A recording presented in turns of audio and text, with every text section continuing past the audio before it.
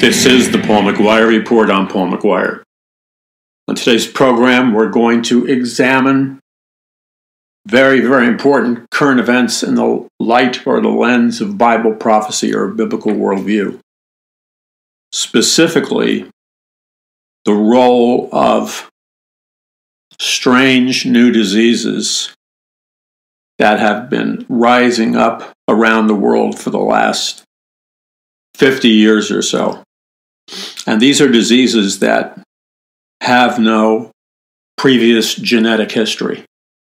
So, for example, the overwhelming percentage of things like bacteria, diseases, viruses, etc., they have a genetic DNA history. They can be traced back sometimes thousands and thousands of years ago or more. I gave you the case in point of the sexually transmitted disease syphilis and how you can go back to Europe before the French Revolution, during the French Revolution, that general time period, and beforehand. And you will find in the skeletal remains of dead bodies, researchers have found the evidence of syphilis. Many people died of syphilis. They were sexually promiscuous, and syphilis was one of the primary sexually transmitted diseases.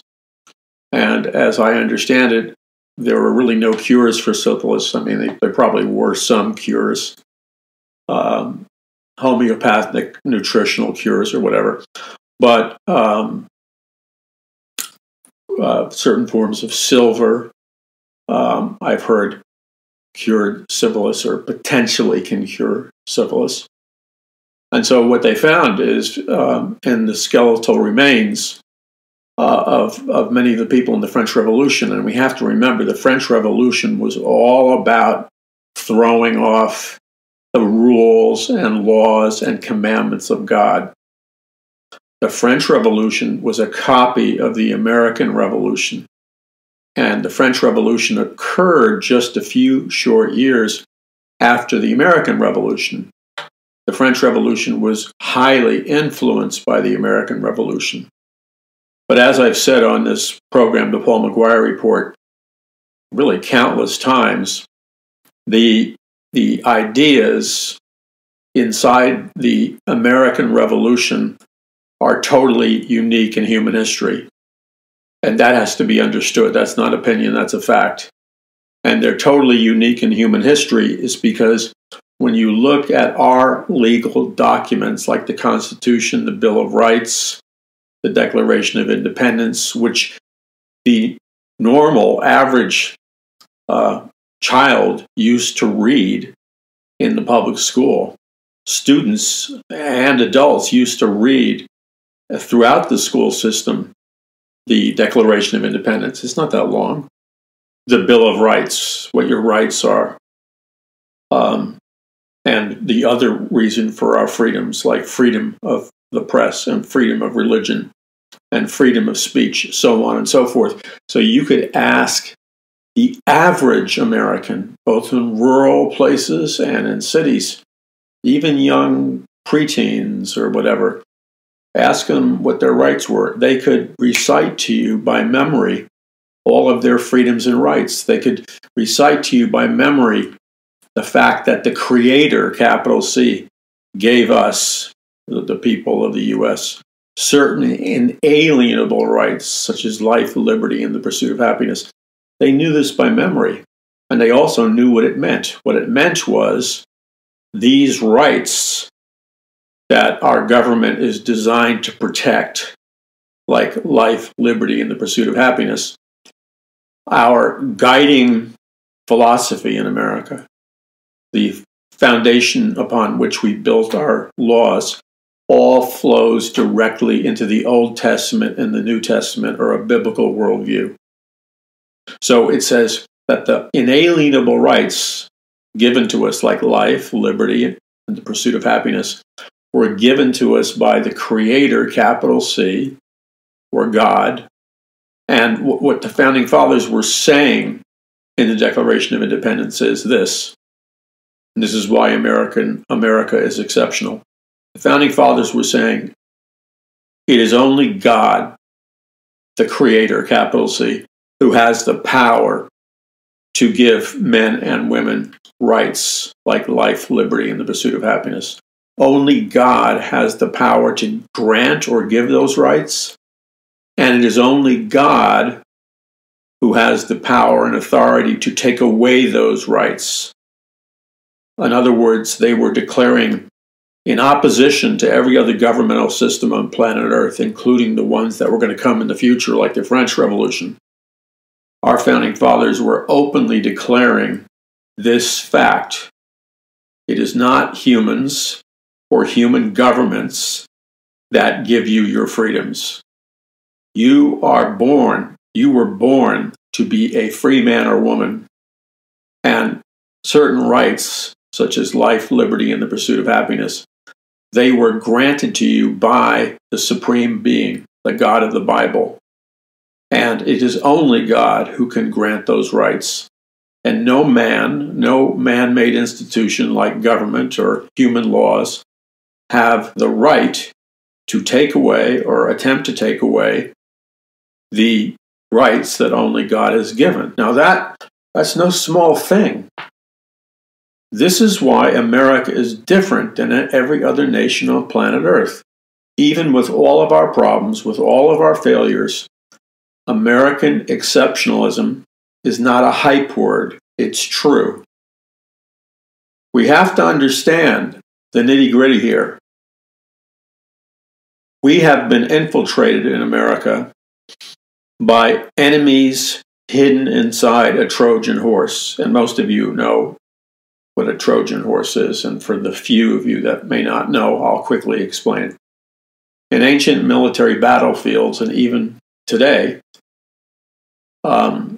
when there was a series of very important battles, and I can't remember which empire, whether it was Roman, I think it was either the Greek or Roman Empire. And so the people were very powerful. Well, let's just call it the empire, but I think it was either the Grecian Empire or the Roman Empire. And they were very powerful, and they had massive walls and gates and massive, heavily armed armies to protect the sovereignty of their empires from invaders and people that would try to break through the walls and enslave their people. And what the enemy did, and I have the historical legacy mixed up here, so I apologize to you. I just opened a couple of file cabinets in my brain and realized that I probably should represent it to you, but I want to get to the more important point. And the more important point is simply this. This method of warfare where soldiers that are armed will get through the gates or go through the walls of an empire, not by coming out in the open and blowing trumpets and waving flags and flashing swords or guns. The way it is often most effective to go through the walls or the barricades of a heavily protected city or empire or whatever is to use a Trojan horse. Now, the Trojan horse was like a giant artificial horse. And the Trojan horse was like a giant artificial horse statue that was mounted on a platform that was somewhat like a wagon, and it had wheels. And either men would pull the Trojan horse forward on wheels, or men and horses.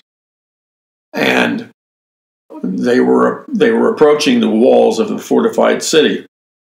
And they told the king that they were going to present to the king a gift of these magnificently carved horses. So I'm going to guess here and assume that because it was called the Trojan horses, that this was developed in the ancient city of Troy. So the artists of Troy built these magnificent-looking statues, thus Trojan horses, and they were to be given as a gift, and because they were spectacular. But the real purpose of the Trojan horses was not to be a work of art or like a sculpture.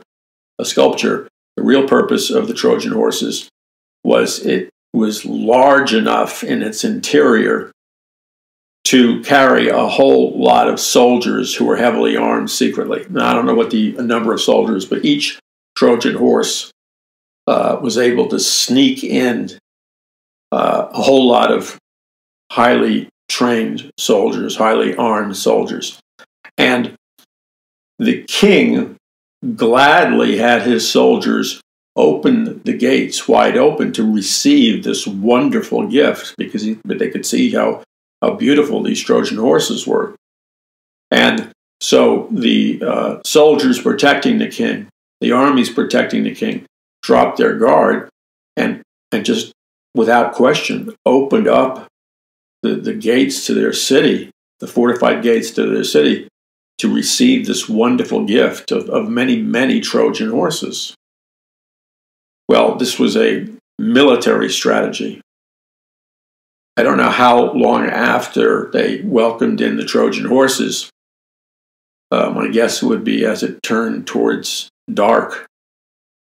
But then there were hundreds, if not thousands, of highly trained, highly armed soldiers hiding inside these Trojan horses.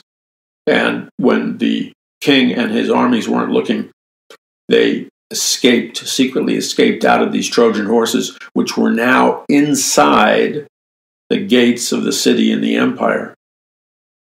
And then the soldiers that were hidden inside the Trojan horses attacked and destroyed and immobilized the king's army. They made the king captive, and they were able to, in a military strategy, conquer this city and conquer the empire and conquer the king, which they normally couldn't have done because they didn't have the number of soldiers, the armament they needed. In other words, this king had a far more powerful army than the people who attacked it. So there was no way possible that they were supposed to win this military battle, except they had this ingenious strategy that had never been used in this way before, which was to sneak their soldiers inside the gates of this fortified city using Trojan horses.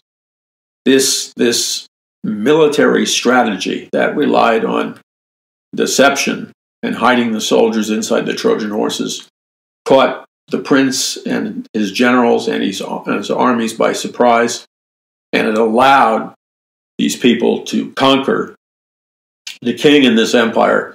And this is known as a Trojan horse, and it's a strategy that has been imitated in military, police, law enforcement circles for thousands and thousands of years. Not just actual horse statues that hide, soldiers or whatever. There are so many variations of the Trojan horse strategy where the gift can be all kinds of gifts. It can be a giant float in a parade like the Rose Bowl. It could be a gift of, 40 super futuristic tanks to some nation. Okay, I'm speaking hypothetically. And yet the tanks are filled with soldiers who have the ammunition and a battle plan. And so this enemy's territory, even though it seems naive and stupid, opens the door to let the gift of these tanks in. So obviously they'd probably use a group of people that were allies to this enemy or of the same group, like ISIS or whatever. So it's a variation of the Trojan horse strategy. The Trojan horse strategy is you come bringing some kind of very large gift, or you come bringing something very, very large that a ruler wants, and it can be done through many plays on a chessboard. The end result is you sneak in your army and you use it as a ploy to get behind the gates and the barriers and the defense mechanisms. That's what a Trojan horse strategy is. So what we have to understand is that we live in a time where this strategy was used, and it was used in the founding of the United States of America. What happened was that when you go back thousands and thousands of years to the Trojan horse strategy, and you bring it up to the founding of America and American exceptionalism, we have all of our freedoms because it is recognized by our founding fathers that our freedoms come from God, not from man, not from human government. Therefore, human government is not allowed to take away the freedoms that only God can give. And so when you read our Bill of Rights, the difference between, let's say, France and EU nations and the United Nations, they have copied somewhat our Bill of Rights and our Constitution. So at first glance, you think, well, gee, the EU and the UN and all these other nations are offering a very similar deal as the US. But no, not at all. When you look closely, you see the loopholes in the EU and the UN and all these other nations. With the United States of America, you're given freedom of the press, freedom of religion, freedom of speech, freedom of assembly, the right to bear arms, and on and on and on and on.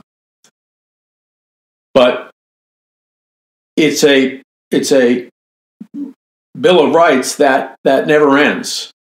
It clearly warns in other documents that the government can't wake up someday, or the people of America can't wake up someday and just arbitrarily decide to steal away all your rights and take away from you freedom of speech, freedom of religion, freedom of the press, so on and so forth. That can't happen because those rights are not anchored in the whims of a human government.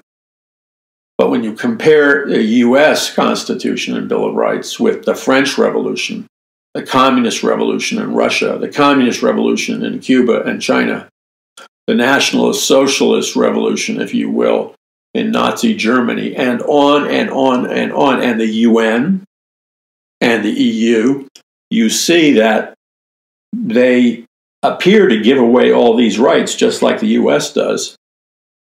But then when you read the fine print of their governmental documents, it essentially says that at any time the government or the heads of the government or the people of that nation or whatever, they have the right to change their mind, and they have the right, they gave themselves the right to not only change their mind, but take away from the people any of the rights that they were given, such as freedom of the press, freedom of religion, freedom of speech, and all the other freedoms. So the rights don't mean a hill of beans in all the nations on planet Earth. They don't mean anything because they're not backed up by anything.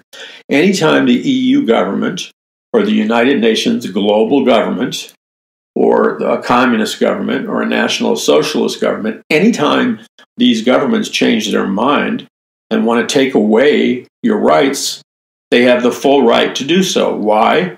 Because it says it in their founding documents. It actually says that. I've read the EU document. I've read the United Nations document. And they have what's called the Universal Declaration of Human Rights. I quote it and talk about it in many of my books, especially Conquering the Matrix and The Greatest Battle for the Hearts and Minds of Mankind in the History of the World. I write down what the European Union and UN Constitution promised the people. And then you see when you go down the list, because it's numbered, it's like number 1 for 48, whatever. When you go down the list, after they give you the freedoms, then they insert contradictory statements like, if the government of the EU or the UN changes its mind or whatever, or the people of the EU and the UN change their mind, that this government reserves the right to take away the rights that you were given. So, in other words, those rights don't mean anything, because anytime the government wants to, they have the right to take them away.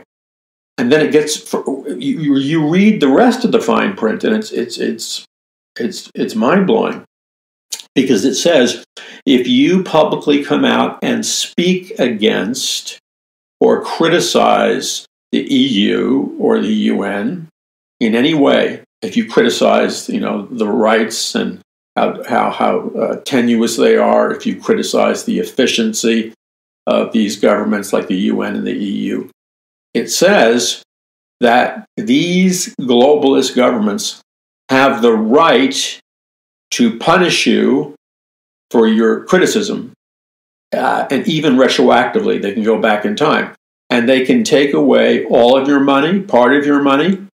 They can take away your retirement. They can strip you of your health care. They can take away your apartment or condo or home. They can take away anything you have.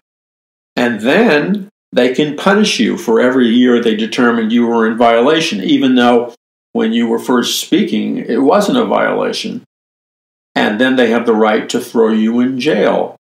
And you can't do anything really to appeal it. And you could be in jail for 10, 15, 20, 30 years. So what's the bottom line here? The bottom line is, when you read the fine print of all these so-called copies of the American Revolution, you find out that these other countries with their revolutions, they don't guarantee any real freedom. They're imposters. And we need to always remember that, because socialism, which always becomes communism and Marxism, National Socialism, globalism, they all grow from these UN, EU documents. And ultimately, how it all took off was America was successful in its revolution. But remember, America's revolution was based on biblical Christian principles, which is the same thing as saying America's revolution was based on a biblical worldview. That's why it's essential to have a biblical worldview. When France tried to copy our revolution, they did it, but they didn't want God. So they didn't build the foundation of their revolution, their government, their system. They refused to build it upon the reality of God and God's word. Instead, they built it upon what they thought was the reality of human logic, human willpower, and human reason, and what human beings think. And so every communist revolution, every other revolution, Cuba, National Socialism, every other so-called copy, if you will, of the American Revolution, they all have the same fatal flaw. The rights of the people are not backed up by God and God's law. The rights of the people are only backed up by a human government and the whims of a human government. So what happened in the French Revolution, which occurred shortly after the American Revolution, was because they did not believe in biblical values, they didn't believe in God. Their whole revolution was based on humanism, the belief that man is becoming a god. They rejected God's commandments and laws, and as long as it feels good, do it. And so, because the French Revolution was not founded on a biblical worldview, but a humanistic worldview, it ended up with mass guillotining of people in the streets of Paris. I was standing there shooting some video on the very spot where they lined up the guillotines. The French revolutionaries, and they chopped the heads off, tens of thousands of people in the streets of Paris.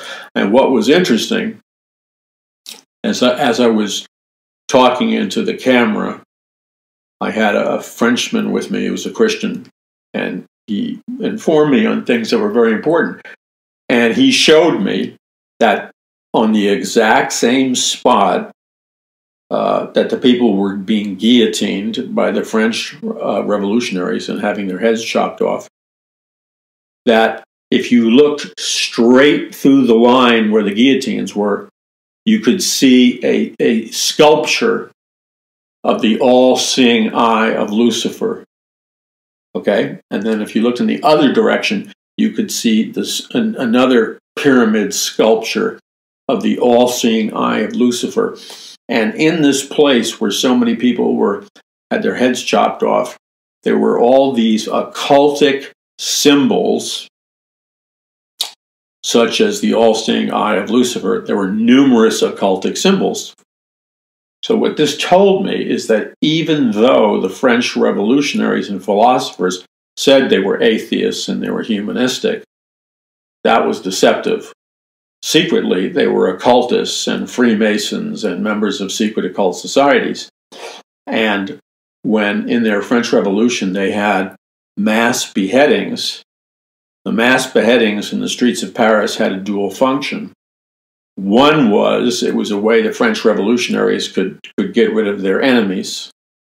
But the other reason for the mass beheadings and the chopping off of tens of thousands of heads and the spilling of blood in the streets of Paris is it offered the secret occult societies that were behind the French Revolution, it offered them an opportunity to perform the satanic ritual of a mass blood human sacrifice, because the energizing forces behind the French Revolution and many of these other revolutions was not just secular humanist as they pretended.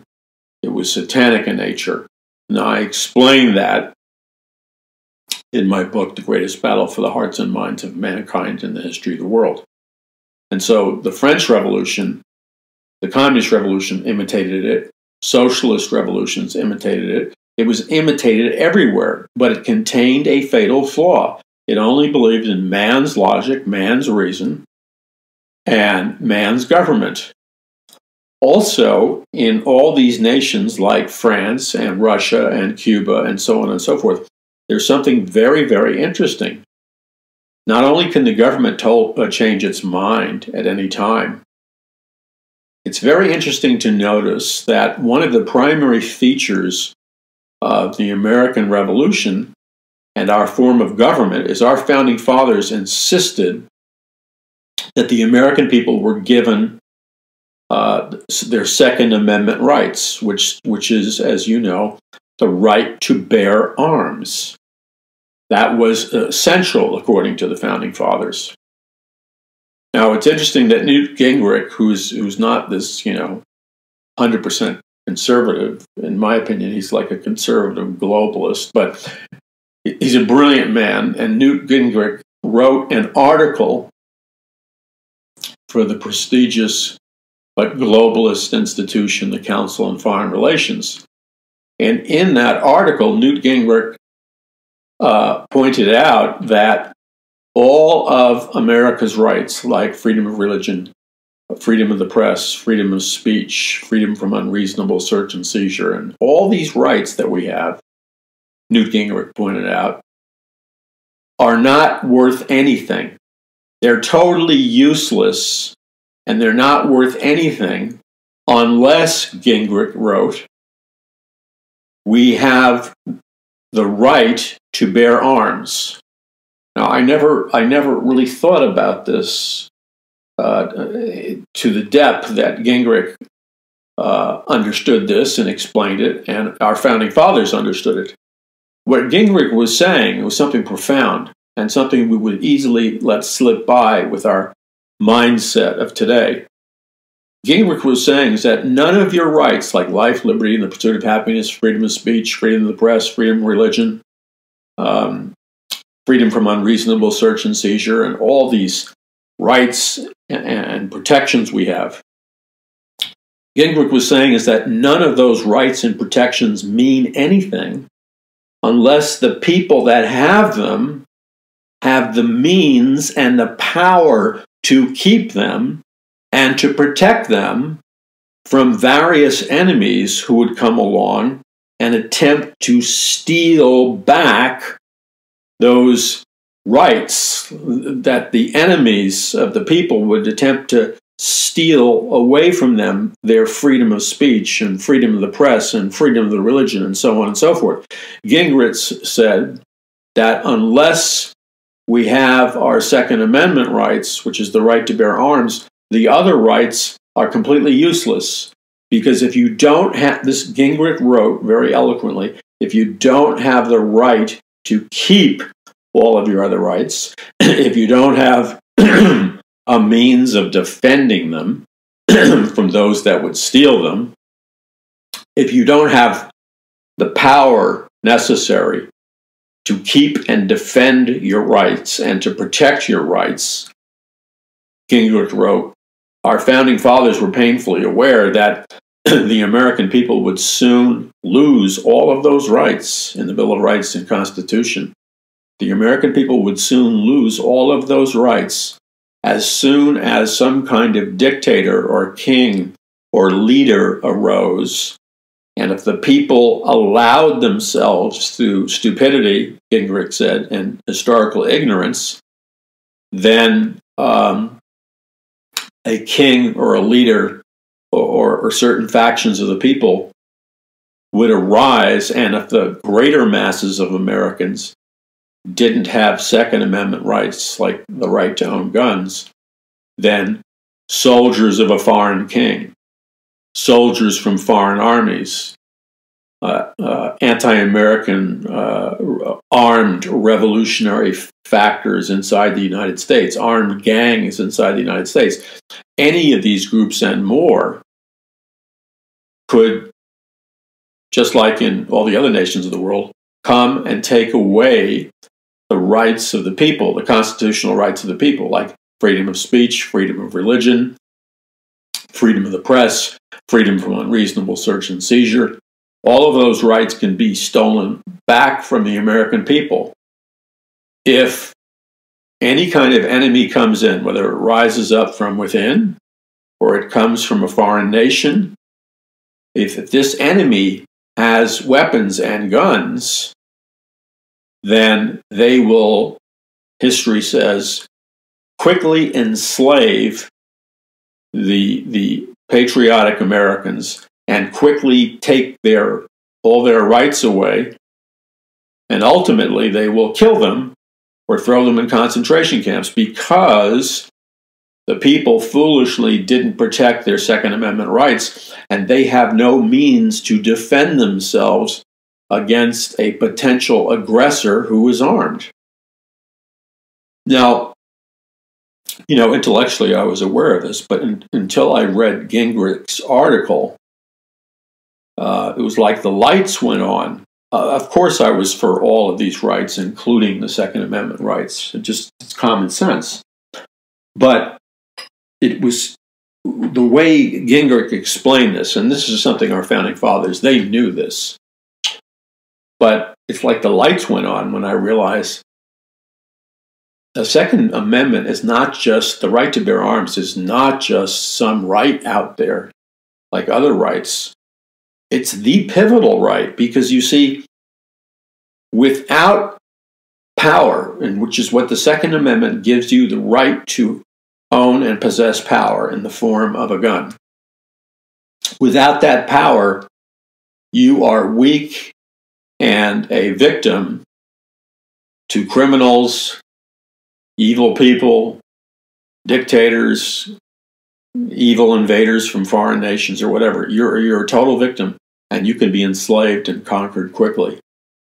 The reason the militant communists and Adolf Hitler and the Nazis were able to take over their nations so quickly was because the communists who were operating in Russia, the Nazis who were operating in Germany, and in all these other nations, They as soon as they started to rise in power, the communists and the Nazis, etc., very subtly, very quickly, they began breaking into people's houses, farms, apartments, homes, and they did a massive check. And if anybody had a gun or guns and bullets, all of those guns and bullets were stolen from their owners, and the armies of the communists and the armies of Hitler then had all the weapons. So in a very short period of time, and this is before the advent of computer technology and profiling and stuff like that, they had to use paper, pencil, and shoeboxes to set up a filing system. Very shortly, these communist Nazi armies relatively quickly disarmed, for the most part, the populations of all these nations, like Russia and France and Germany, and on and on and on. Okay? And all of Russia was disarmed. So what that meant was, history tells us when we examine the facts, and by the way, I give the inside story about this whole thing, and most of you have never been exposed to the inside story. Some of you have, but most of you haven't. You need to read the expose I have in my book, The Greatest Battle for the Hearts and Minds of Mankind in the History of the World, because it exposes this demonic strategy that keeps repeating in human history. So once these dictatorial soldiers of these Satan-possessed dictators like Hitler and Stalin and Lenin and Chairman Mao, etc., once they disarmed the people, and the people had no guns and bullets, then the people, when they began to violate all the rights they supposedly were given, let's never forget that Hitler was elected by popular election because he made promises.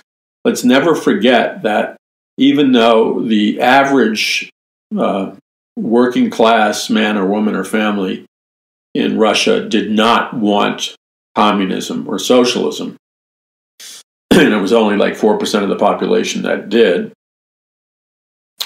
they were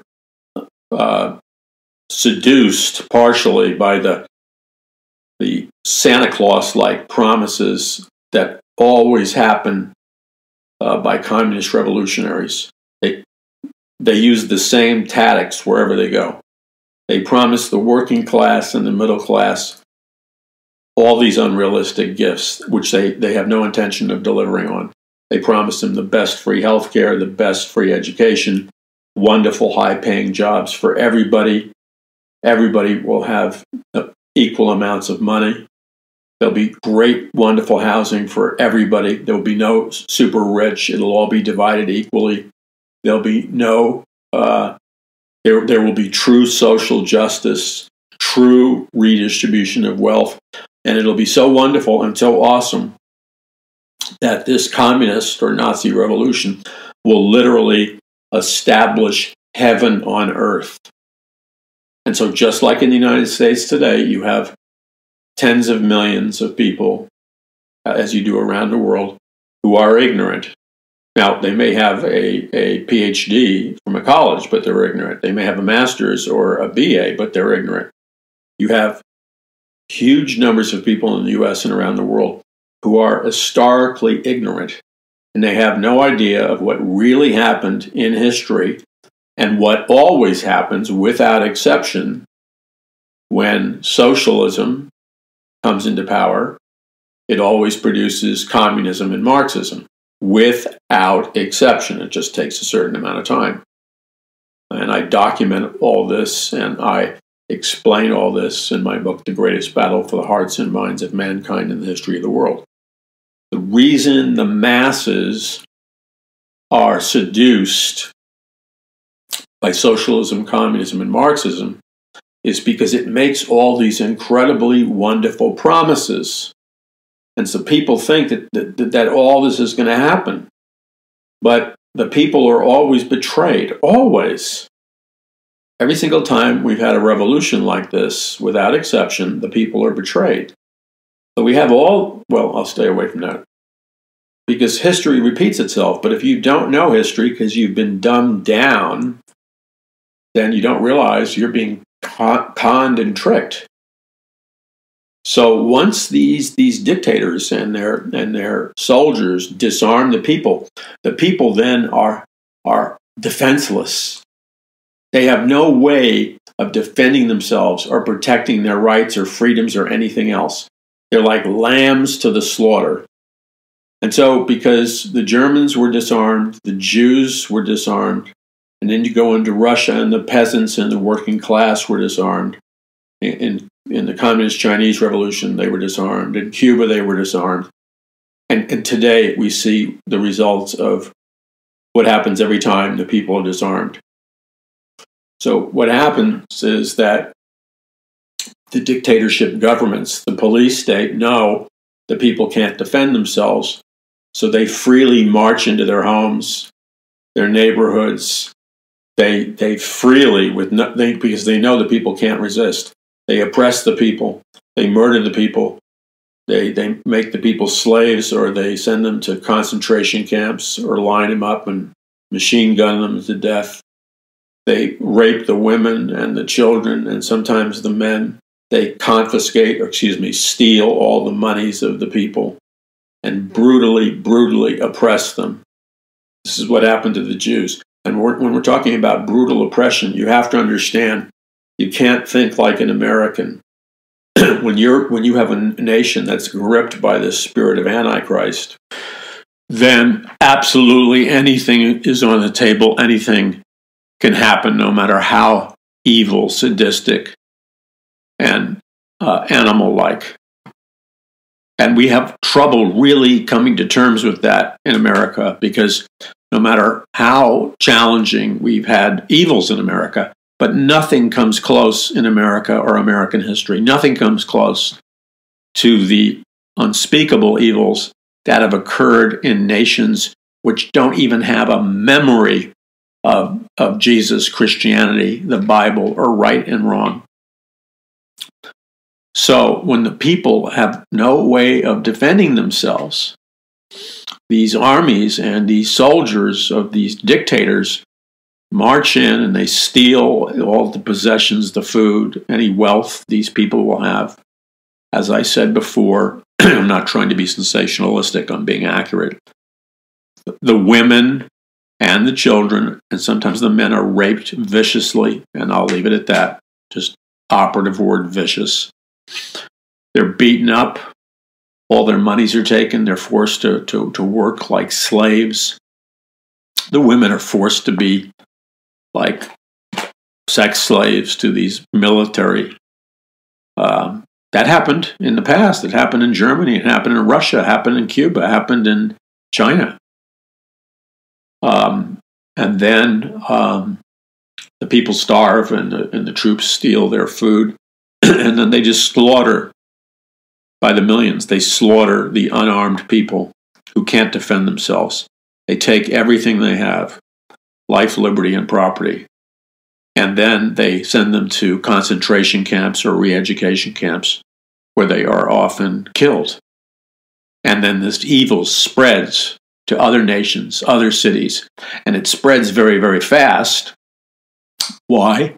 Because strategically, these communist revolutionaries, and in the case of Nazi Germany, strategically and very quietly, they disarmed all the people of their guns and bullets and rifles and handguns and the means they had to defend themselves and defend their freedoms were quietly stolen and confiscated by these dictatorial forces. That's how it always works. You see, the initial phase is create a climate. No, the initial phase is use a form of psychological warfare, which is known, as you know, as PSYOPs. And PSYOPs is designed to brainwash either a foreign enemy, or if somebody determines arbitrarily that there's an internal enemy. The first, the weapon of preference is psyops, or psychological operations, also known as psychological warfare. And so, when you look at what Hitler did, Hitler was popularly elected as the head of Germany. Hitler won because he wrote in his book Mein Kampf, he had a deep understanding, Hitler did, of psychological warfare, psyops, and how you could use mind control and propaganda to control the people. And he knew this fact of history, which any military expert, any military scientist worth his or her salt, they know these principles. And one of the primary principles is, and Hitler openly wrote about this, is that people have a total, desperate, horrifying fear of being invaded by terrorists, or what terrorists could potentially do to the ordinary people if they infiltrated a nation. And Hitler made the comment that historically, this principle always applies, that the people of any nation, including Germany, and it would apply to the United States, Hitler said that the people of any nation would aggressively give up all of their rights and civil liberties, like freedom of speech, freedom of religion, freedom of the press, etc. They would gladly give up their guns and their bullets.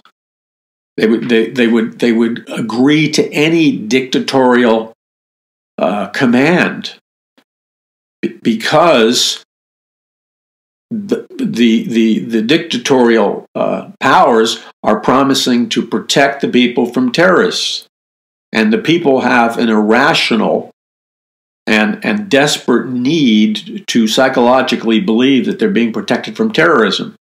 And so they're willing to give away absolutely everything they have and more in order to be protected.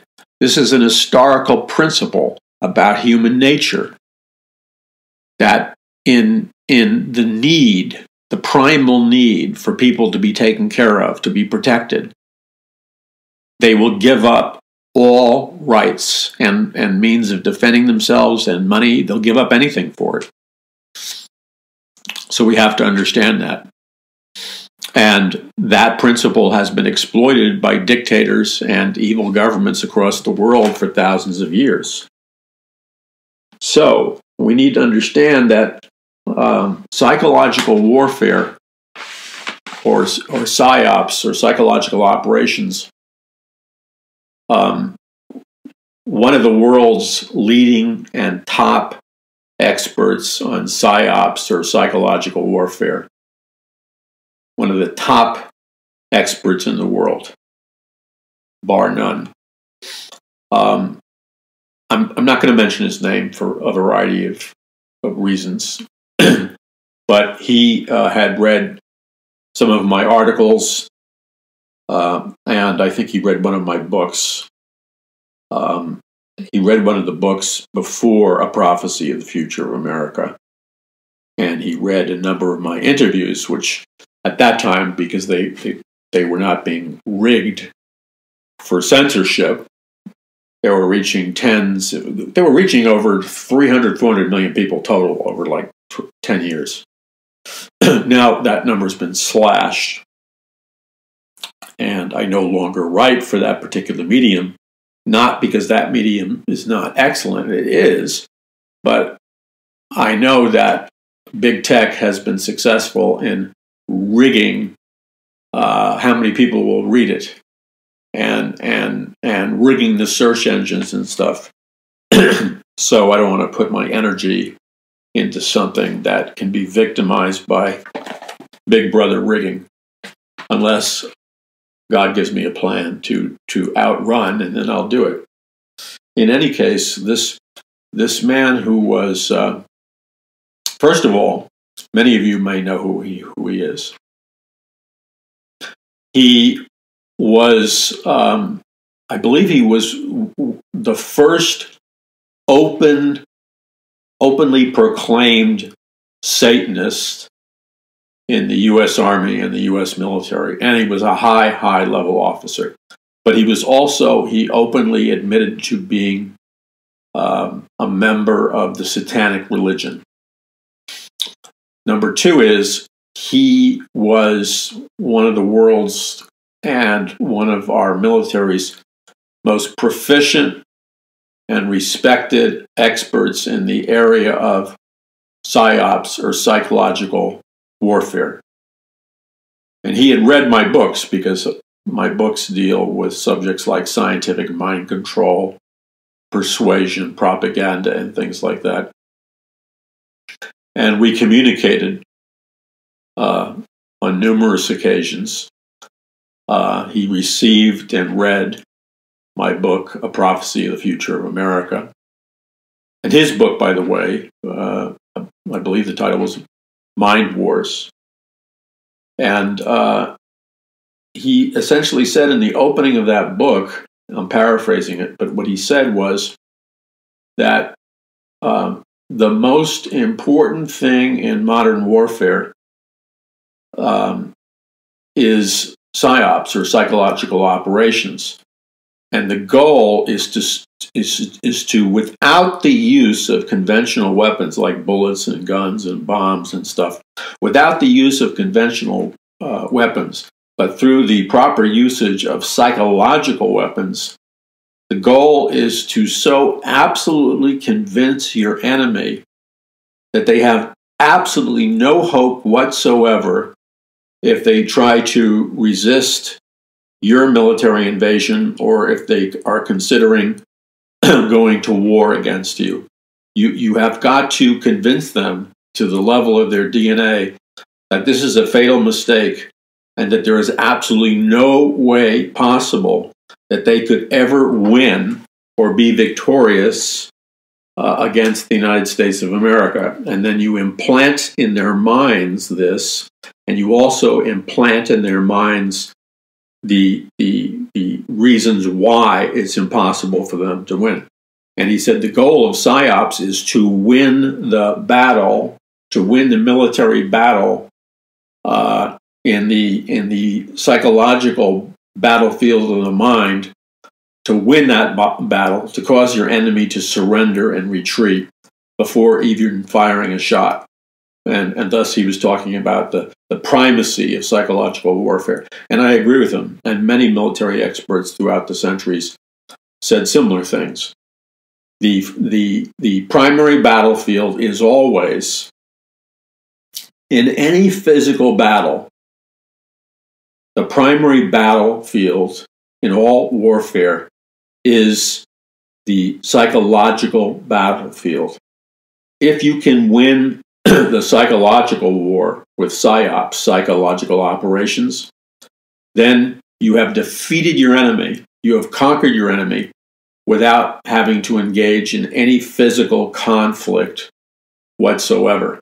And even if you are in a physical military conflict, it is the employment or use of psyops, or psychological warfare, that can make the difference between victory and defeat, even when the warfare is conventional physical warfare, because it's the attitude and the belief system that's happening in the hearts and minds of your soldiers, in the hearts and minds of your people and their leaders, which determine basically whether or not they have the inner spirit to win and prevail against the enemy. And anyone who knows anything about sports psychology and the training of Olympic athletes like swimmers and runners, or Michael Phelps in the swimming, anyone who understands sports psychology and professional basketball, professional football, professional baseball, professional soccer, understands that having a mind that is self-programmed, and not in a weird way, but having a mind that is self-programmed or programmed by a highly trained coach or trainer, You can, in a sense, program your mind to excel, experience an enhanced level of performance athletically, and you can program your mind to win in football or baseball or basketball or golf or soccer, or skateboarding or skiing. You can program your mind to win in business or in any other area. And this is not the New Age. This is a serious mistake. People say, oh, that's the New Age. No, it's not the New Age. It's not the occult. It may have, since it's a worldly system, it may borrow ideas and principles from the occult and the New Age. Yes. That's why we have to have a biblical worldview, because you may not have a choice. You may, through your business, it may be expected for you to attend a motivational seminar or a leadership seminar or whatever, and you're going to be exposed to all kinds of occultic principles and New Age principles, and you need to be able to recognize them, and then you need to know how to deal with them in order to be the man or woman God wants you to be. And you don't deal with them by freaking out hysterically. I'm using sarcasm. You don't win the battle by freaking out hysterically, shouting, this is of the devil, this is the New Age, this is the occult. That's not how you win. That's how you lose, by the way. When you read, and I highly suggest this because I brought this up the other day, I wrote my books to be a complete, systematic, theological method of downloading in masses of people the great truths of the Bible from Genesis to Revelation, but not in a boring religious way, in a cutting-edge way that would supernaturally equip God's people to be victorious. And so I've written all my books in a popular, fast-moving, hard-hitting, and entertaining, non-boring style. But nevertheless, when you add the books up, each book is like a separate volume in a major theological body of works called the Christian worldview. I think it would actually be superior to many of the people writing on a biblical worldview for this reason. They live too insulated lives. They're too academic. They only talk to fellow academics and professors, and therefore they may be brilliant people, but they've lost touch and lost the ability to connect and communicate to everyday people. Whereas I take the truths of the Bible, and I have spent my life refining and teaching myself by the grace of God how to connect with my verbal conversation and how to connect with my books to the average person. So I talk about movies and stuff, and it's fast moving. But what's happening is you're being downloaded with a powerful biblical worldview, which will make you a spiritually victorious warrior in the last days, which is what God wants. And unless you're equipped supernaturally for that level of ministry, God cannot fulfill his prophetic call on your life or America in the last days. That's how important it is. So I try to see my books, even though they're like popular style books, what they really are is volumes written by me, by the grace of God, the founder of Paradise Mountain Church and Paul McGuire Ministries, and they teach a biblical worldview. And it's the entire works by the founder, the builder of this biblical worldview, because it's my hope and desire that God's people will be equipped to fulfill what God has called them to do in the last days. So I write in a popular style. Now, this guy who was way up Well, he was an open Satanist. He was the former co-head of the Satanic Church in San Francisco. He was a very high-ranking intelligence officer in the NSA, National Security Agency. And he was one of the world's highest-ranking officers and experts in the area of psychological operations, or PSYOPs, or mind wars. And he read a number of my articles, and then he read my book, A Prophecy of the Future of America, and we communicated on a variety of subjects. And as I was saying earlier, he begins his book, his primary message is that physical warfare with traditional weapons is unnecessary, that if you implement psychological warfare, or PSYOPs, and you really know what you're doing, you can defeat your enemy very quickly without firing a shot.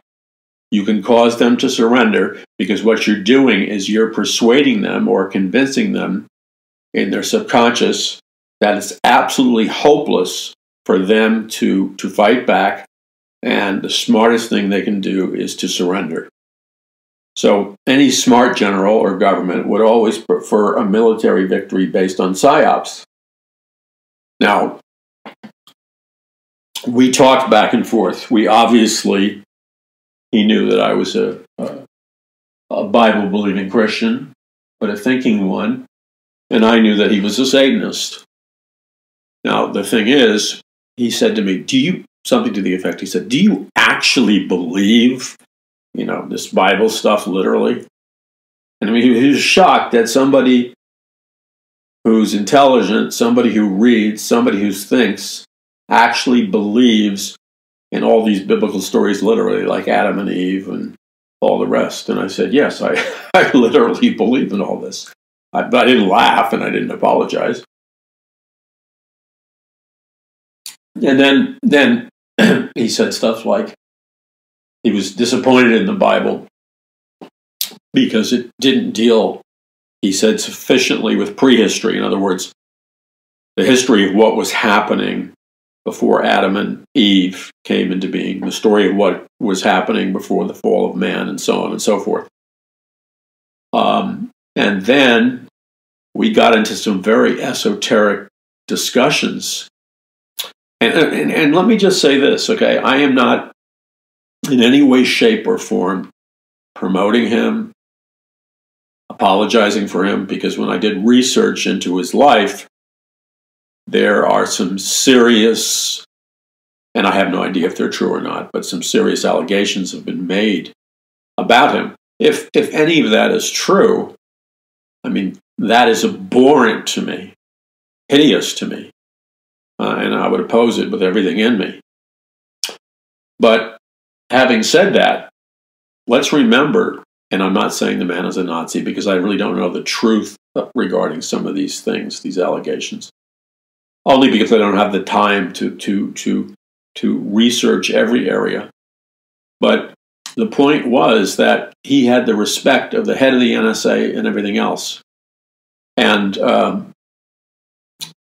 our military-industrial complex, many different branches of it, like naval intelligence, like the NSA, like DARPA, many different branches of our intelligence complex is very savvy and developing all kinds of scientific, biological, quantum physics, artificial intelligence.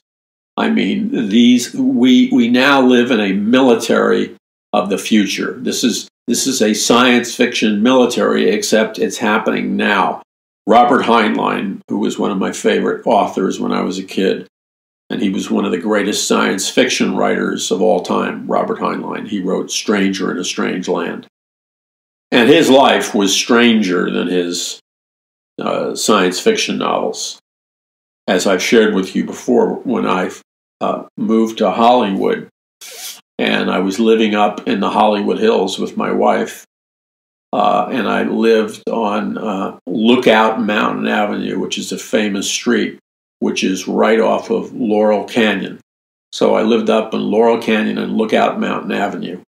What I didn't know at the time when I lived on Lookout Mountain Avenue, and everybody, well, Madonna lived way, way up the street in a castle. We had a modest, like, ski house home, but emphasize modest. But it's a great neighborhood that we had a modest house, but everybody around us were like princesses and princesses. They had like estates and you know. So the point was, though, that the street that I lived down, Lookout Mountain Avenue, I didn't know about it at the time. And I wrote my first book or two while living up there. And it was my first book or two had to do with how God supernaturally delivered me from the New Age, the occult, and the supernatural. Because remember, my major at the University of Missouri was altered states of consciousness and filmmaking. So I'm writing my book and stuff, and it deals with heavy-duty stuff. But I didn't know at that time, this goes back like 3 decades, I didn't know at the time I lived there. Timothy Leary lived down the street. And right from our house on Lookout Mountain Avenue, it was just about 3/4 of a block up Lookout Mountain Avenue that the house of Robert Heinlein, the great science fiction writer, lived. Isaac Asimov, the science fiction writer, lived there for a while. L. Ron Hubbard, the science fiction writer and founder of Scientology, lived there. And then like endless numbers of 1970s, 1980s superstar rock and roll singers and rock and roll bands lived there. And writers lived there. It was a very eclectic place. And what was weird is that Aldous Huxley lived there in 1936. And all these heavy-hitting occult writers and science fiction writers, they lived like a stone's throw away from my house. And then I found this out after I moved out of there. And then I found out I had seen this place once hiking up the street, because this street was very narrow, and you'd have like huge limousines roaring up the street, up the mountain, you know, going like 60 miles an hour. And it would be Jerry Brown. I guess it was then Governor Jerry Brown. His limousine driver was pedal to the metal flying up Lookout Mountain Avenue because he was on his way to the top to visit Madonna in her castle. That was the kind of place this was. It was weird. So then I discovered that many of these pivotal figures live there, like Aldous Huxley in 1936, who wrote Brave New World and conceived the scientific dictatorship. And then there was what was called the Laurel Canyon Laboratory. I didn't know that when I lived there. I saw it hiking. I saw it looking through, it was concealed, looking through some bushes and stuff. And I thought it was like a cult compound because it was so weird. What it really was, it was a mind control, and they say, allegedly, an MK Ultra mind control laboratory and a propaganda laboratory. And it's been written about quite a bit. Now, as to what really went on there, and how much is rumor, and how much is fact, I don't know. I was never in that laboratory, thank God. And I can't tell you the difference between the rumors, the truth, and the fiction. I'm just telling you what people said happened there. Oh, and also, Charles Manson hung around there. The Beach Boys, if you kept going up high on Lookout Mountain Avenue, the Beach Boys lived there in a giant mansion. The Manson family, Charles Manson, would visit. And then you could take this winding road. I just found this out recently. You could take this winding road from Lookout Mountain, Laurel Canyon, and you keep going miles and miles through this winding road of going through small city streets and mountainous ways. And the next thing you know, there's like a magical mystery ride, winding road from where the Manson families murdered Sharon Tate, okay, to Charles Manson's family hangout, which was like in a Spahn movie ranch where they would shoot old movies. And the Manson family and his cult would hang out there. But then the Manson family and his cult would hang in the whole vast network of underground caves that are behind his hideout. And when I was doing research for the greatest battle for the hearts and minds of mankind in the history of the world, as well as research in the book Conquering the Matrix, Mass Awakening, A Prophecy of the Future of America, and on and on. Because in each book, I deal with a huge chunk of the puzzle piece. I open up a huge bracket in the matrix, if you will, to explain what is happening not only in the world of Hollywood communications, propaganda, virtual reality, psychedelic drugs, consciousness, the supernatural, the hive mind, and the intellectuals and globalist leaders like Aldous Huxley and H.G. Wells, who led mankind into where we are now. And you see, you need to, in order to have a biblical worldview, you have to really understand the whole thrust of what's happening. Otherwise, you're incompetent. It's like you're not trained to be an ambassador for Christ. You're not trained to do the mission God called you to do. Every one of us needs to be trained to do the mission that God called us to do. And that means we have to participate in it by studying, reading, learning.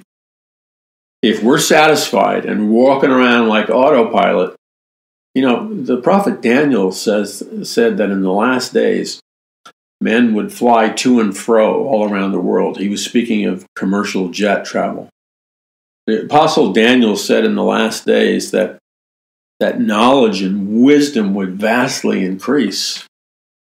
And he meant, the prophet Daniel not only meant that wisdom and revelation of God's prophetic word, like the book of Revelation, would increase in the last days, but when the prophet Daniel was talking about wisdom and knowledge increasing in the last days, he was saying that for the ordinary man, for every society, but for the ordinary man and woman, their knowledge of science and technology and biology and just about any subject would just skyrocket through the roof, because knowledge would be increasing so rapidly and accelerating so rapidly. And I want to say this here. This is a critical point. If you're a parent, a grandparent, a minister, a pastor, somebody who wants to be in the ministry, or just an ordinary Christian, this is a very, very important biblical concept. And that is this. There are secular people, militant secular humanists. There are militant atheists. There are Satanists. There are Luciferians. There are witches. There are atheists. And there's a broad spectrum of people. And a disturbingly high percentage of them perceive themselves as waging some kind of spiritual war against the Bible, the God of the Bible, and Christianity. In fact, they want to destroy it. They want to obliterate it completely. If you don't think so, then the evil one has blinded your eyes spiritually. A woman who is a very vital part of this ministry, Paradise Mountain Church, I don't want to give her a name because I didn't get permission, and I hope she's listening now. You know who you are, you know how thankful I am for you, and I'm just going to call you Jay, okay? And if those of you know Jay, then tell her I was talking about her. Anyway, she was sending me a bunch of, as she always does, she sends me news, links, and all kinds of things, critical information, because she's a heavy-duty researcher herself. And I knew about this because I did a whole bunch of radio programs and wrote articles on this and warned about this in a number of my books. And that was You can go to the Paul McGuire Report archives and hear the programming I did on this. And that was, I was warning parents and Christians, etc., about what was called the comprehensive sex educational programs that were coming and had already come in many states in the United States, including trial runs in many states, including California. And so this Christian woman who's an excellent researcher and steadfast volunteer with our ministry, and I thank God for her, she sent me the latest updates about how the state of California had become aggressively implementing, with the help of the ACLU, implementing these, for lack of better words, hardcore, comprehensive sexual education curriculum. That is, that the children really young, really young, starting really, really young, and going all the way through high school and into college. But the point is, it starts very young. So I had researched this. I realized who's behind it. So I'm going to talk basically in like a journalistic communication style. But because of the topic, in order for me to effectively communicate to parents and grandparents and leaders and stuff, the level of what I perceive to be a threat, I'm going to have to use some specific words and names that reflect sexual content and is not appropriate for teenagers, preteens, or if you're the parent or grandparent or authority figure in the room, this will be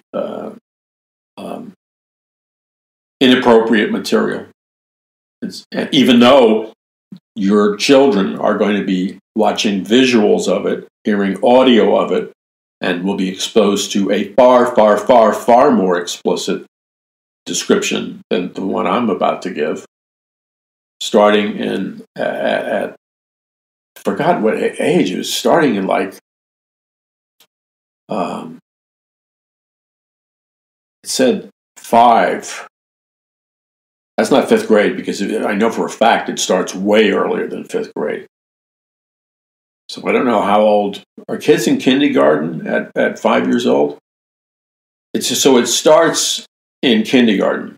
So however old a kindergartner is, because I forgot, even though I'm the father of 3 adult kids, I forgot how old you are when you're in kindergarten.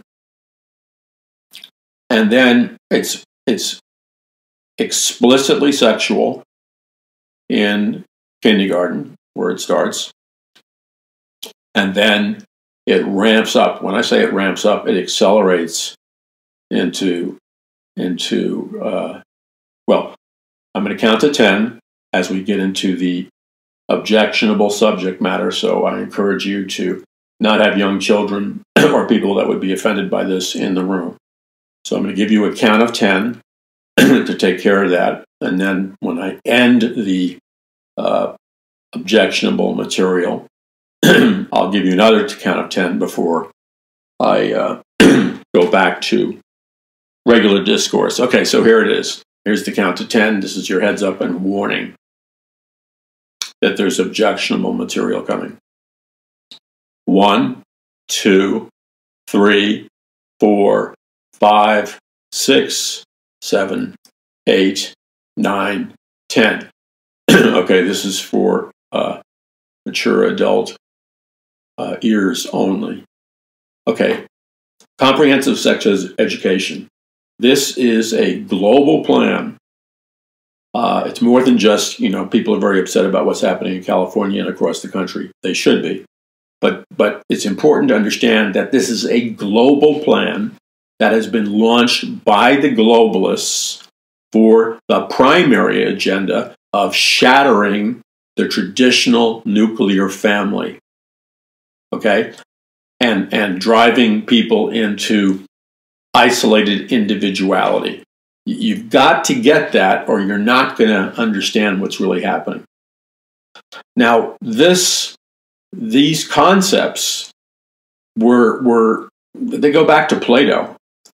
Aldous Huxley talked about it in detail in his book, Brave New World. He talked about a scientific dictatorship where there wouldn't be mothers and fathers, there would be no more families, and the state would program and raise children, and people would be genetically bred to be like slaves, to be like lower level managers, middle level managers, and then more higher level people. And you would be genetically engineered to either be like an alpha, a beta, a delta, a theta, et cetera, et cetera. And you could not escape your genetic engineering. You would also be programmed with scientific mind control, psychedelic drugs, electronics, to never question your fate in life. And you would be under the rule of a scientific dictatorship. However, you would never know you were under the rule of a scientific dictatorship. You would be like perpetually happy because they would make it mandatory for everybody who lived in this scientific dictatorship to take a psychedelic drug called soma, where everybody's like blissful, happy, and at peace. Well, that wasn't just, a sci-fi novel. That he was expressing openly the game plan of the intellectuals and the scientists who were part of the global elite, and what this new world order is really going to look like when it's finished. So when the United Nations Agenda 2030 is really finished, it's going to look like parts of this Brave New World that Huxley wrote about. It's also important to understand that Aldous Huxley's brother was Julius Huxley. Julius Huxley became the head of the United Nations superdivision called UNESCO. It's the job of UNESCO at the United Nations to create a single world curriculum so that all students in every nation on planet Earth is receiving the same learning and content, and especially when it comes to areas of social programming and conditioning. So that means that comprehensive sex education, under the guidance of UNESCO, it's going to be taught the same way in every nation in planet Earth when they roll it out. Common Core came out of the United Nations. It's not to make you smarter, it's to dumb down your kids so they'll be compliant and non-thinking. It's essential for Christians to get up to speed on this. There are people in the Church of Scientology, not all of them, but many of them. When you read their articles and listen to their talks, and I don't recommend you doing that unless you're very mature in the Lord, because I'd hate to see you get deceived because you didn't have a strong enough biblical worldview.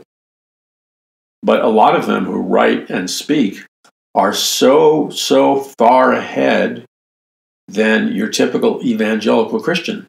They know the dangers of using mind control on the human mind.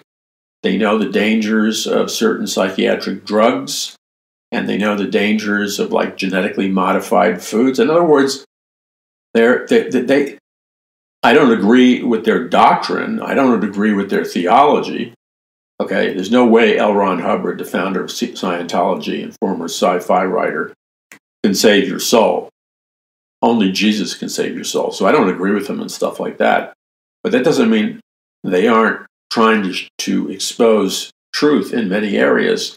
Like they picked up the torch and they have been promoting the exposés on the horrors of Nazi MK Ultra mind control. Christian churches should be doing that. You say, why? Because if your eyes are open and you really know what's going on, the victims of things like the CIA's clandestine program, MK Ultra mind control, the victims, which consists, nobody knows whether it was 50,000 or 400,000 young people. Nobody has the exact number, but massive numbers of young people were mysteriously abducted from the streets of cities and towns all across America, and many of them were brought into these secret mind control laboratories that were being run by the Nazi mind control scientists that came here in 1947 under Operation Paperclip. And they were using these Nazi mind control scientists using a process called pain, drugs, and hypnosis and LSD. They were shattering the personalities of young children in the process to program them and brainwash them. And then after they would shatter the personalities, they would put them back together and give them hypnotic command words, hypnotic identities to carry out missions, etc. You say, you don't believe that? Well, the only reason you wouldn't believe it is because you haven't done any homework. I guarantee you, if you did some homework and read the documentation, you would know that everything I just said is absolutely true. In fact, again, looking at the books I've written, they're designed to be like a download of volumes in a highly contemporary manner that will equip you to be victorious in your own life, but to be victorious in the call that God has for you. And so in numerous books, I felt led by the Holy Spirit. In fact, it was the Holy Spirit that led me to uncover the dark secrets of MK Ultra mind control. So in my books, I go into depth exposing it, how it originated with the Nazis, and I give you information that you won't find anywhere else. A lot of people have used my material and put it in their own books. Somebody sent me a message today, and they sent me a number of messages. Let's just put it this way. The messages are quotes from a highly, highly well-known, most of you would know who this person is. These quotes that I've been sent come from a very highly well-known communicator, activist, or whatever, who goes by a pseudonym, which is one letter in the alphabet. Now, I'm not passing commentary on that individual because I haven't personally had enough time to research that individual. I'm just too busy. But I've had people approach me, and so this is not an endorsement or a condemnation of that individual. But I've had a number of people come up to me, or staff members of Paradise Mountain Church, and tell me that this individual regularly uses my words, my writing, my books, my teachings. He uses in his messages. And, a lot of people do that all the time on websites and books, and that's okay, I guess, because the message gets out. But out of courtesy, you ought to make a reference to your source. That way, people can hear the rest of the message of our ministry, which is about Jesus. Anyway, this individual, which many of you would know because they go by one letter in the alphabet, I was reading quotes that they sent me, and it was like word for word, idea for idea, what I've been saying on the Paul McGuire Report, what I've been saying on my videos, and what I've been saying in my books and articles. And it's not just a similarity. The parts of the message that I've read are really a copying of the key arguments that I've developed, the key research that I've developed, and the key message I've developed. That's called, by the way, in Hollywood, your signature. Anyone who is a Hollywood screenplay writer or a musician or an actor or in some kind of creative business, there's an expression in Hollywood calling that's your signature. And that means, like a writer like me, every writer has a signature. They have And the person who knows this, the writer's signature the most is the writer, him or herself. And that is just the unique way you string together words, the kinds of words you use, the pattern, the emotion, that all encompasses your signature. And I can glance at writing. And in like 30 seconds, I can tell whether somebody has been spending hours reading my material, et cetera, and is kind of like using them as their own, versus somebody who just kind of poked their heads into the same general territory of research as me. Because, you see, I see my signature all over what they wrote. And that's only the author really understands the signature. It's the very unique words that I use that other people don't use. It's the topics that I cover that nobody covers. And there's an exceptionalism to it. And so the person sending me this was basically saying, this is you, Paul, word for word. And then we heard from this person's organization that they use my material quite a bit. Now, again, I'm not saying anything about the individual because, and this is not meant to be disparaging or as an insult to the individual. I simply don't have time. So I don't want to make a comment. The other thing is that I have people come to me and tell me that this is the case. But my purpose in bringing it up is this idea of signature. A director, for example, like if you watch Spielberg films carefully, as a director, he uses certain techniques and he'll use them over and over again in his other movies. The same with Martin Scorsese. He uses certain techniques. That's his signature. And you'll see them in other movies. So when you see another director imitating or trying to imitate Scorsese or Spielberg or whoever, you will often see another director imitate some of those techniques, but most often they don't imitate them properly, or they kind of half imitate them and then depart, and it becomes awkward. It would be better, the person who's directing would be smarter just to use his or her own unique stuff instead of trying to have a hybrid of the thing. But the point is,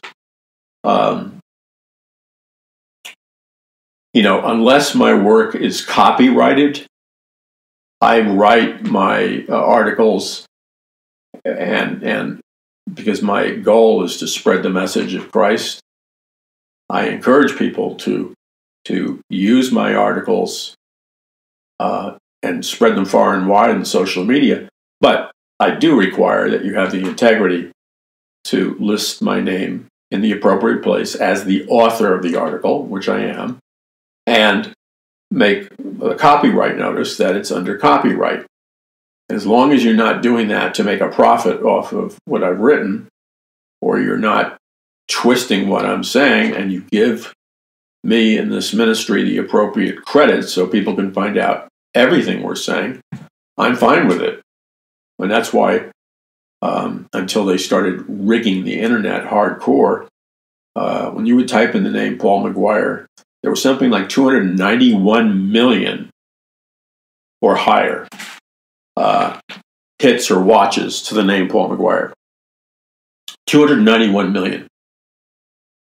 What percentage of that was me, Paul McGuire? I don't know. A significant percentage, only because of what I do. But if you type in the name Paul McGuire today, you will see a massive drop, a drop by millions. It's still a large number, but it's like 1 million versus 200 million. And that's not just true of me. That's true of everybody I know who has a ministry or who's a Christian author or a conservative point of view or a biblical point of view. Anyone who is, quote, not politically correct is being systematically marginalized by big tech, and this is their way of trying to bring you down.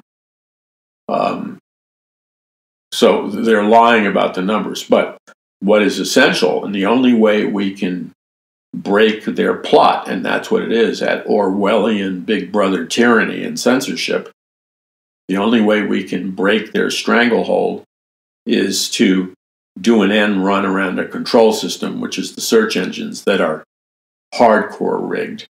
And when you see articles and people that you believe are telling the truth, that have Christian messages, etc., that are trying to do things for God, I can't emphasize to you how important it is for you to spread that person's link far and wide to your social media groups and friends, because when you do that, you're taking the power out of the hands of a search engine, which is a bot that's been programmed to censor Christianity. You're taking the power out of the hands of an evil bot, and you're putting the power to spread the message far and wide into your hands and encouraging your friends to do it. See, that way, we can do an end run around their censorship.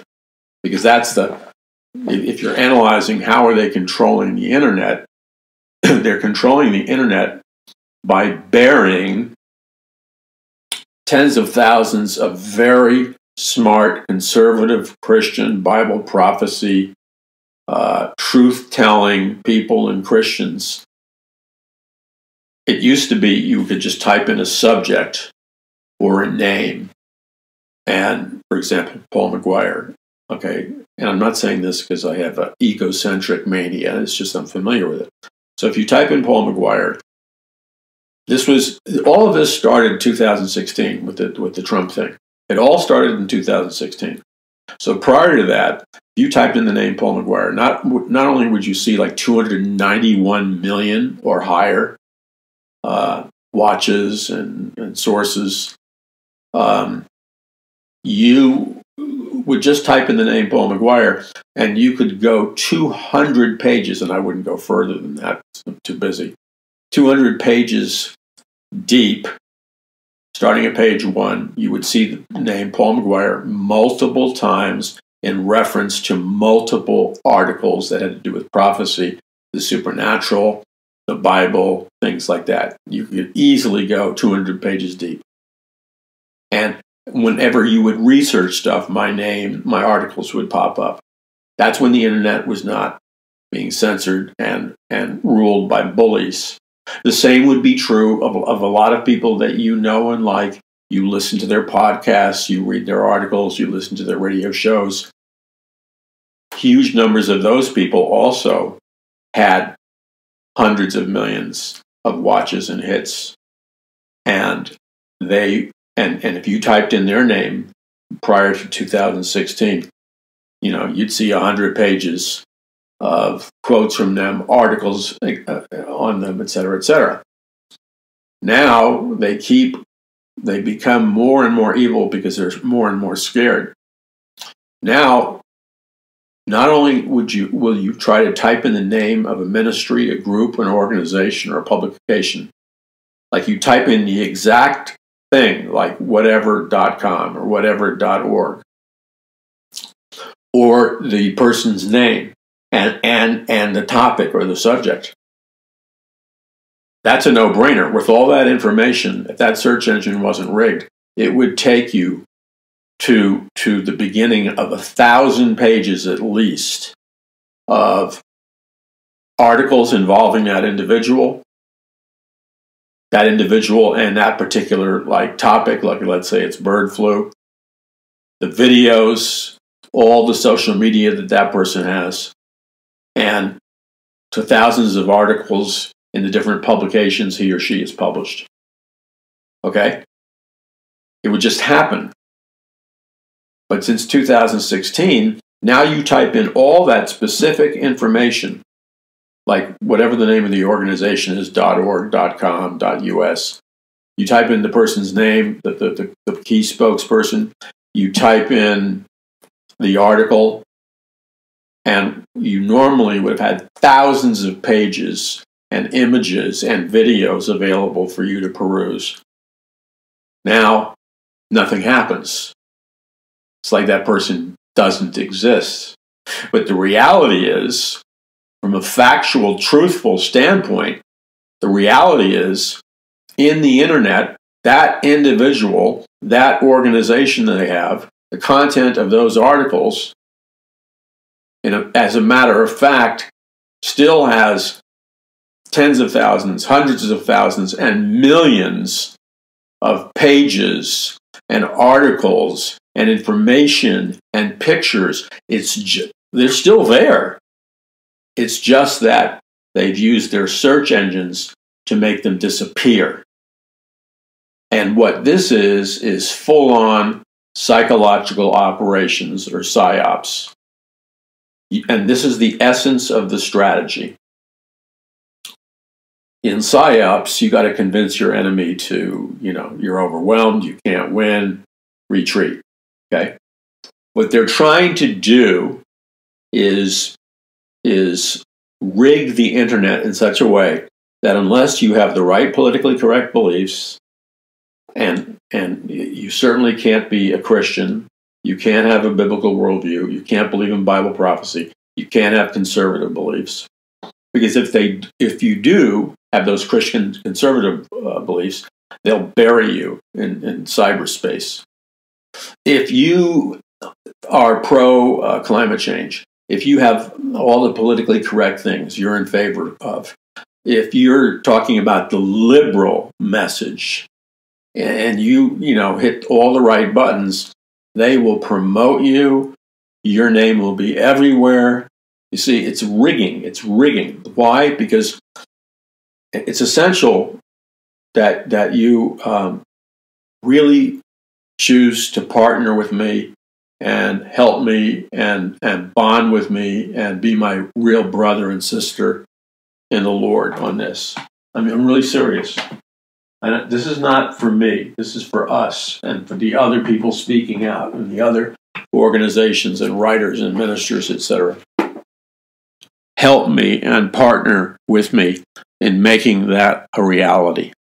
Become a prayer warrior. Become a person who sends out our links. Become someone who is willing to finance the kingdom of heaven being spread on this earth with your donations and financial contributions to this ministry.